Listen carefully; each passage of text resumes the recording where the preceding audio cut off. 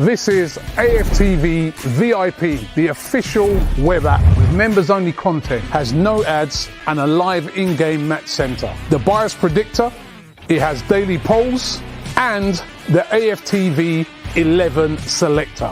Just one click away. Hey guys, welcome back to Arteta Presser Reaction Show. This is where we look at what Arteta's been saying in the media. It's been a while since we've done this, for about 2 weeks actually. I mean, obviously with the break, but not a lot's been said since. And yeah, I mean, I guess we're going to get his thoughts on, well, not I guess, I know we're going to get some thoughts on reacting to what happened against Villa, what he expects of Leeds, what he's sort of made of the international break and what's gone on then. It's been, do you know what? Without a ball being kicked for Arsenal, it has still managed to be just a pretty hectic week, 2 weeks actually. Just a pretty, I mean, all sorts has been going on. We've had the Aubameyang Cruz situation, rumours of bust-ups here, and I mean, we've had some good news as well. Bukayo Saka and his performances being some of the good news. So lots to go on. Guys, get your comments in. I've got the comment section coming up here. Hi, AFTV from Trap Time Music. We've got Roshan Bench. That is my name. Thank you for tuning into the show. We've got a quick transfer question already. Would you take Ricky Puig? Only seen a little bit of him. Looks good. Yeah, why not? So, guys, thanks for tuning in. I like this show because you're really sort of evaluating and breaking down what Arteta's been saying to the press, trying to get an understanding for how he feels about certain situations. And I feel actually you can get a good reading from Arteta's quotes. He's quite honest, actually. And while he can be difficult to read sometimes, he doesn't give too much away. I think he kind of leaves you with a decent gist of stuff. But before I go into all that, you saw the advert for the AFTV VIP, AFTV Mobi at the beginning of this live stream. Do check it out. I'll be playing the video again at the end just to give you a bit of a feel for what it is. But guys, free trial and then £3 a month for, you know, articles from brilliant journalists. You've got your team 11 selector, loads of different content, all the content that comes out on YouTube, you get it first here as well. So guys, do check it out. We've got loads of other great shows. We're going to have an analysis show coming up, interviews in the press box with world leading journalists who cover Arsenal and all sorts. So great content. Do check it out. But let's first go into some quotes. And I know in the past it's been a case of me reading it out to you, but we're slowly improving, you know, like with time, Seth and I fitting in, there's lots of stuff going on, and we'll be bringing a little bit more production value to everything we're doing. Unfortunately, a lot of the stuff we want to do has been delayed by the fact that we're stuck at home because of the lockdown. So we are getting there, but let's get into it, because Arteta, first thing he was asked about was obviously the issues he has to face because of the international break. Here's what he had to say. I've got a snippet of the quote here for you. He says, so asked about the issues, he says, it is very unusual and concerning because you have players all over the world with the context of COVID, which makes things very unpredictable. And most of the time when it's unpredictable, it is not good news for the team. But I think a lot of clubs are in the same position, and you have to try to make it as easy as possible for the players. But at the same time, it is not ideal to prepare for football games. I agree. And not just preparing for football games, as he said, it's looking after players, you know, this unpredictability, this lack of control that you have, or you certainly have way less control than you would have when it's club football, when it's all kind of kept internal. You know where players are staying, you know where they're training, you know who in the camp is testing positive, negative, and you can react to that situation. But look, I'm not going to go into it. I've said it loads of times on these streams. I'll be boring you regular viewers. I'm not a fan of the international break, or at least a lot of the international football we're playing at the moment. But, you know, it is what it is. We're going to have to live with it. But Arteta seems to agree that it's not really ideal. Let's have a look at some... Non-Spaghetti, where's your partner? He's busy at the moment working on other videos. We've got loads of content coming out, actually, at the moment. And for the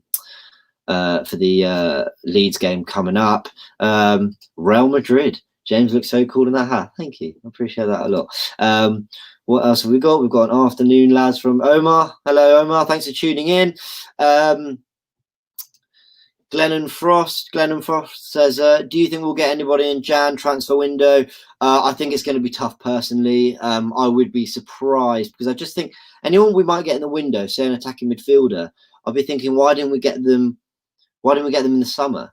you know, because typically the funds available for January are more like a follow-on from the summer. You might get a little bit released if it looks like you're having a good season and you're definitely going to qualify and you can pre-project things. I don't really know how these things work. I'm just assuming. So I'd be very surprised if we did get anyone in Jan, but we will see. What else have we got? This is an interesting question. Chris Owens, what are the shirts on the wall? Right, I'm not going to lie. It's very sort of self-servicing, but I just basically some of my favorite Arsenal shirts that I had my name printed on the back. One of them's actually an Inter Milan shirt. That's because I've got Italian cousins and they're Inter Milan fans. I just decided they were hanging around. They don't fit me anymore. I was really bored in lockdown 1. I thought I'd frame them and hang them. Also because I have nothing else on my walls. I had a really nice poster of the Emirates, but that's come down. So it just got old. But yeah, so that's what they are. They are admittedly, I mean, some of you might be able to read it. They are shirts of, they're my own shirts. So there you go. I think I'm going to sneeze, but I think I'm all right. Anyway, so bit off topic there. Mad Baller, my thoughts on Bellerin. I think he gets a lot of stick. I think he is unfairly criticised. He's not perfect, and we know he's probably not like a top 1 or 2 right back, in terms of league table finish. For example, I don't think he'd get in the City and the Liverpool side. Obviously, they got tremendous quality there, but I think he gets a lot of stick, and I think a lot of it is unfair. Personally, I think the guy, he how do I put it? He's one of our best attacking outlets at the moment, but also he's just I think he's a dependable right back. I don't think he ever really causes you too many problems. He has moments where he's maybe sold the dummy a bit too easily, but on the whole, I think he offers a lot going the other way. We've got a super chat here. Do we have a chance to win 2 of the next 3 games? Thank you, Kanan Diraviam. I think we do, but I'm not even sure 2 out of 3 is enough. I think we need to be winning all 3, or at least winning 2 and drawing 1. I really don't think we can lose any of these next 3 games. 4 defeats on the board is already just far too many. So, yeah, that's my thoughts on that. I mean, I was saying to Cecil in the show this morning, if we win 2 and lose 1 of these next 3, that sets our record as 1-6, lost 5. That's not good stuff. 5 defeats and 11 is really poor. So, yes, guys, thank you. Keep the thoughts coming in. Daniel thinks Bellerin is weak. Fair enough. All entitled to their opinion. I don't think he's been stellar, but I think he gets more stick than he deserves. Guys, keep those all coming in.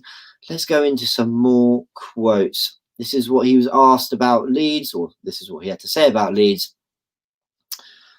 On what he expects, he said that he basically says that they'll go full gas and that they'll always do what they have done. Sorry. Okay, really mixed up here. He says that they'll go full gas like they always do, and they've had 2 weeks to prepare for the game. They don't have as many internationals as us, and I don't expect them to change too much. That is very true.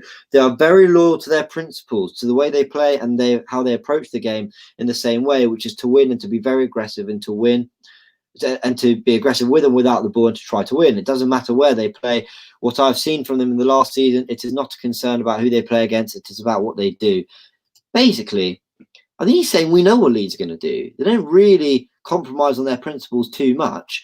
They're a really progressive side who want to play football, want to be on the front foot, and we're going to see something very similar from them probably against us. So he's prepared for that. He knows what to expect. Let's see if we get that. I mean, they have shipped 8 goals in their last 2 games, so maybe they might think about being a little bit more pragmatic. But I don't know. I'd be surprised. I think they're going to come have a go. Personally, I think they'll have a go. I think they'll sense that there's a weakness in Arsenal as well. After some of our recent results in the league, so this could be a fascinating game. So a couple more quotes. If we finish 7th, we sack His Highness. Well, I think context is everything, so I don't want to comment on that. I don't think you can make a decision just on where he finishes, positionally. I mean, if he wins the Europa League, can you say that about Arteta? So let's see. Ceballos tonight having a fight with Luiz. Yes, he did. We're going to chat about all that in a bit. Nicole asking, what's your preferred mid? Well, with Partey out, it's going to have to be Ceballos, Willock and Xhaka. So we'll see what happens. We're having lots of, again, people asking Aubameyang down the middle. I mean, maybe. I mean, I'd like to see that, but is Arteta really going to compromise on that? Pepe, Saka, Oba should be our front three. Sorry, that's from Govarthana. Yeah. Well, Martinelli, when he's fit, I think, has got a good shout for starting in that team. But yeah, look, guys, thanks for the comments. Keep them coming. Lots and lots to chat about. And can you believe I've not put the branding on the video? So there it is there. Right, let's get back into it. He was then asked to react to the Villa game. His feelings on that. Just a simple quote. He said a bit more than this, but this is what I thought was the most interesting bit. He said, obviously, it's been a painful week. I mean, do you know what? I think we've all felt that. I definitely felt the pain from the Villa game. It took me a good week to really start feeling hopeful again, to think, well, you know, if we go on a good run, maybe it'll put us in this position and things can look a bit better. So, yeah, painful is definitely the word. He says, obviously, it's been a painful week because normally when you have a defeat at home, you want a game straight away. That wasn't the case, but we use that as well to reflect on what we are doing, to analyse why that happened. Good, Arteta. I mean, I'm glad. You know, reflection's always going to happen, but obviously when there's Europa League games and there's lots of other commitments back to back, it can be hard to reflect. So what I say is, if that Villa result and performance was ever going to come, I think just before an international game or an international break was actually the right time. I know we want that game to be able to bounce back immediately, but I think this has been a good period of reflection for Arteta. You know, to analyse, yeah, as he says, use the word analyse what happened. That was a painful defeat. And I think that really made a lot of fans stop and go, is Arteta the one, actually? Like, you know, people were starting to ask that question. And, you know, this break has given him time, I think, to reflect on everything, to look at that, you know, and also to make tactical tweaks. If he wants to implement something differently, he can start plotting that for the Leeds game. So, yes, good to see him chatting about that. Was there anything else I wanted to say on that? No, not really. But, yeah, let's take some more comments. Jack, yeah, I sort of just answered that, but do you think it was a good, sorry, your question might have come in before. Do I think it was a good thing that we had the international break, or do I wish we could have put the performance straight behind us? Obviously, you do want that game straight after to bounce back, but I think in the long term, this is better for us. I think we needed this break from Arsenal and Arteta. Arteta needed time to reflect on what happened. So I think ultimately it was a good thing. What else have we got? I think a super chat here from KDKD. Can we buy Dominic or Mukuko for creativity goal? I personally don't know Mukuko, so unfortunately I can't really comment on that. Apologies. Dominic, yeah, I mean, I think we are looking at him in January, and I think Salzburg do think he could be on his way.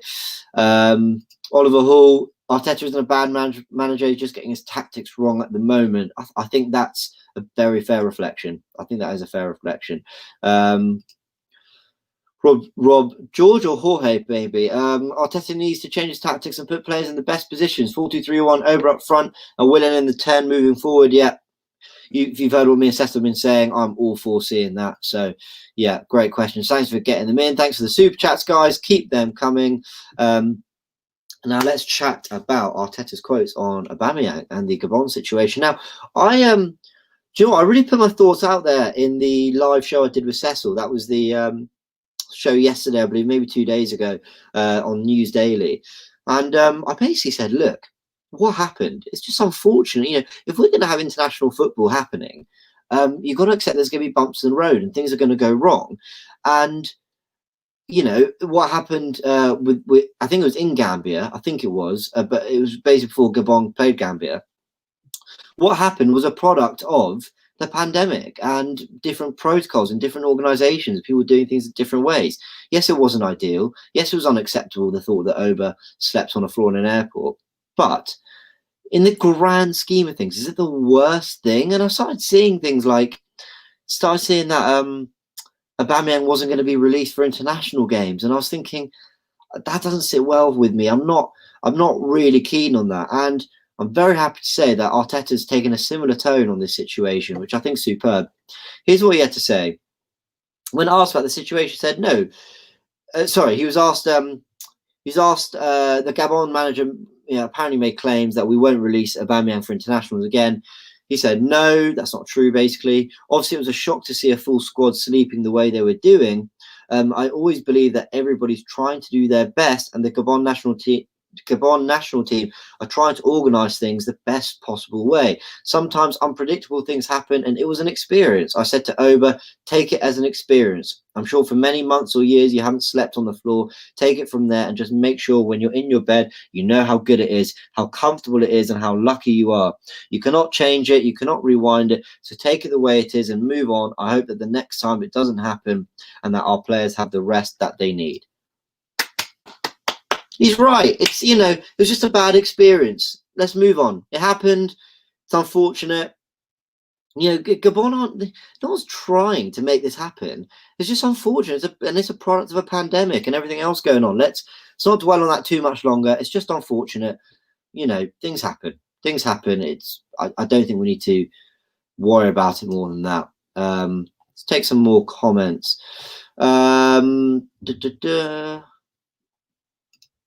Yeah, sorry, Real Madrid again. A club cannot refuse a player to go on international due to any of the Olympics.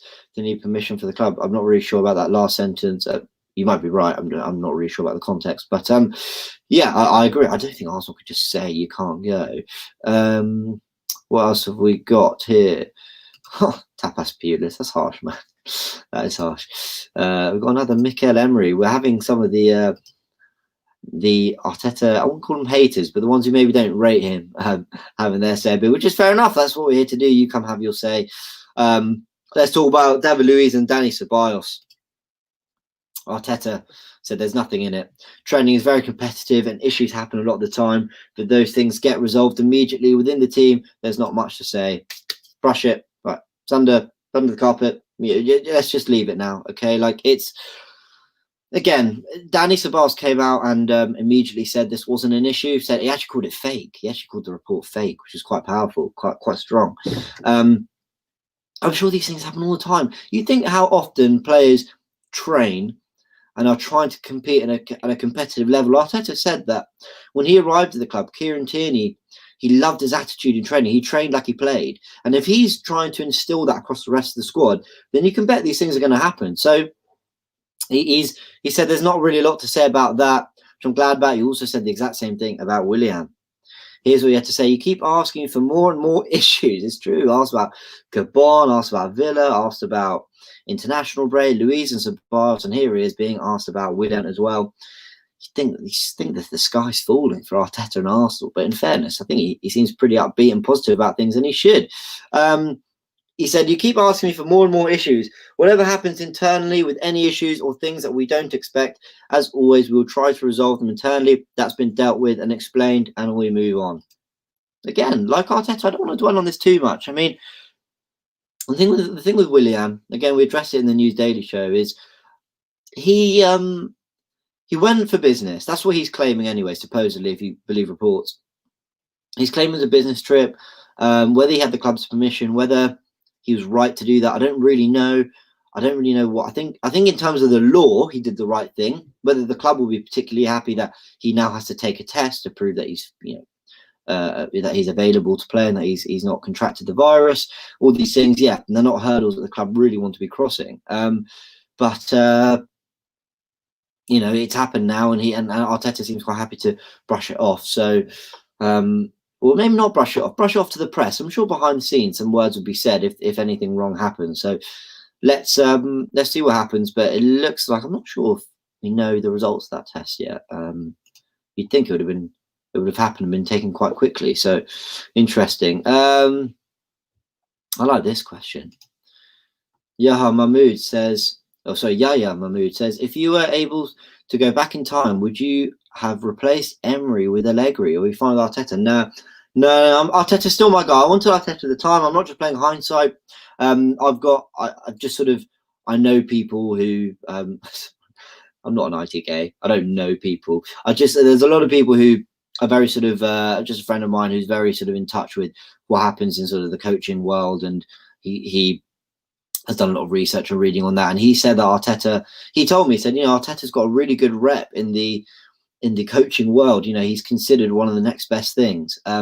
So, you know, I kind of heard that, and I saw he'd been working with Pep, and obviously the clubs he's played for, the managers he's worked for. You know, I know David Moyes has become a bit of a laughing stock at times, but he's a good manager, and he did very well at Everton, and Arteta was there for those best years. And obviously he worked under Arsene Wenger as well. So I felt it was worth going, that he had a high ceiling, and it was worth definitely seeing what he could do. So great question. Thanks for getting that in, Yaya. But I would definitely keep Arteta, and I'm not sort of backing down on that. This is an interesting one. Remember how much you lot wanted Ceballos back? Sorry if I pronounce his name wrong. It's Nguboy Yengwei. Thank you for getting that comment in. I wanted Ceballos back a lot, and I'm glad we did get him back. I'm a huge Ceballos fan. I don't think he's found his best form since his return, but he's had some nice moments. He's played all right. I think he'll get there. Imran, shout out AFTV from South Africa. Thank you, Imran. Thanks for tuning in. South Africa. I went to Cape Town in 2013. Cape Town's stunning. Would like to see more of South Africa. So thank you for tuning in, guys. It's great. Let's see if we can take another comment just before we get into some other quotes.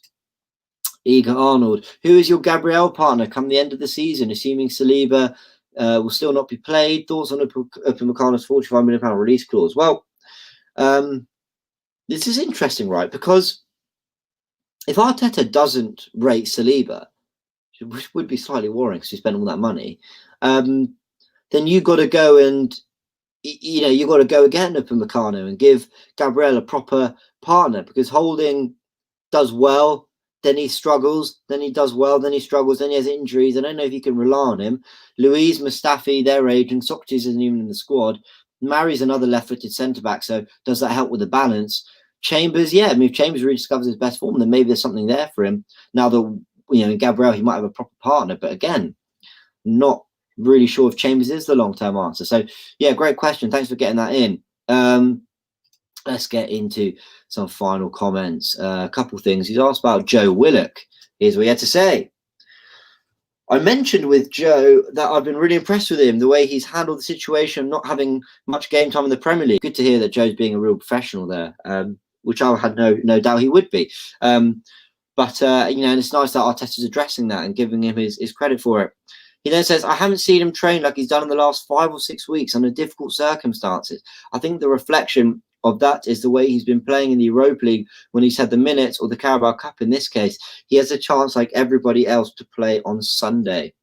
Good, because we need a Willock to thrive. We need a Willock or a Smith Rowe or someone to, to just stake a claim to take that position and make it their own, because we really need something going down the other end.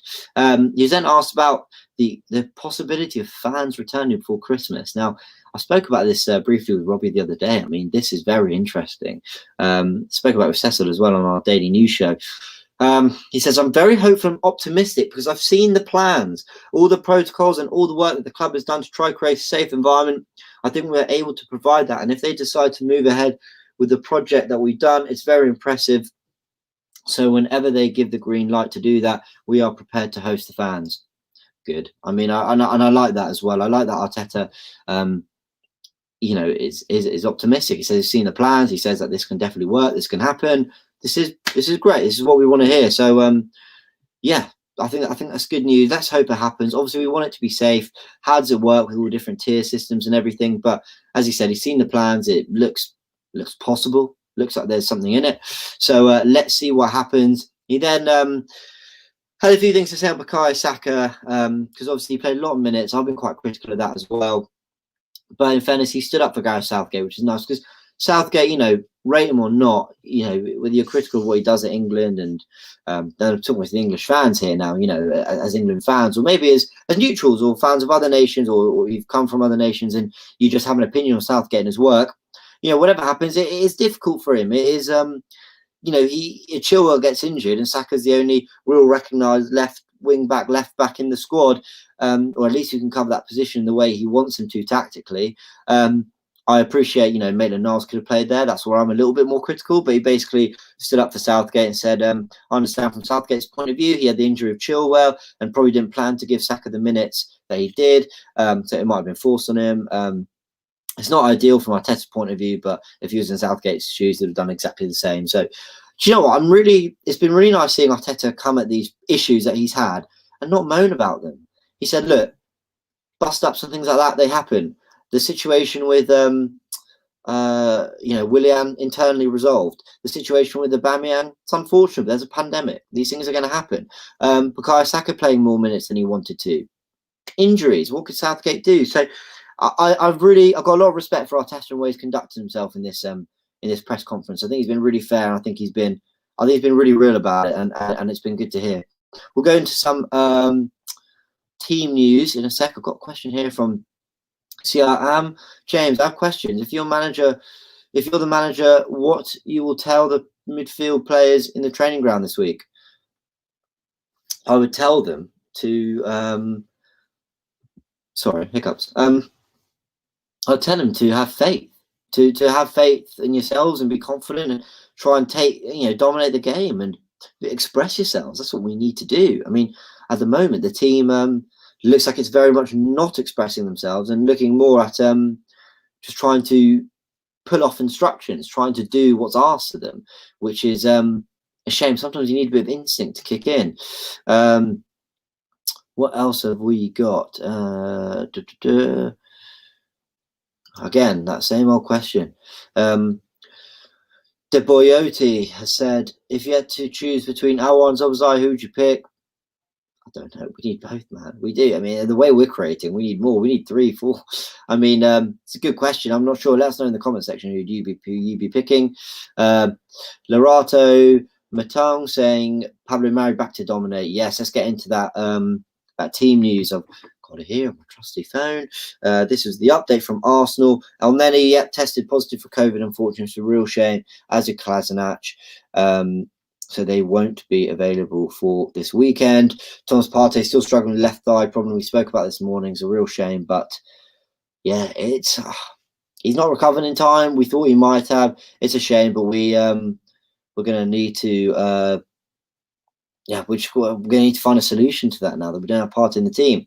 Pablo Mari sustained significant sprained ankle ligament injury against City back in June. God, that feels like for the whole summer since then. It doesn't feel like very long ago. He's progressed well and he's now back in full training. Martinelli as well, hoping to be back in 2 weeks. So positive updates from the club. That makes me very, very happy, guys. We've got Logo Schwa saying we need a tour of the room. I mean, maybe without giving too much away. Let's see what I can show you here.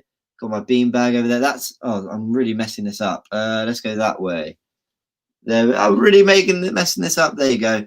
Got my gym bag down there, and that's where I was filming. That's where I'm filming at home. I'll just have that little corner set. So there you go. A little James AFTV's room exclusive. Do you know what?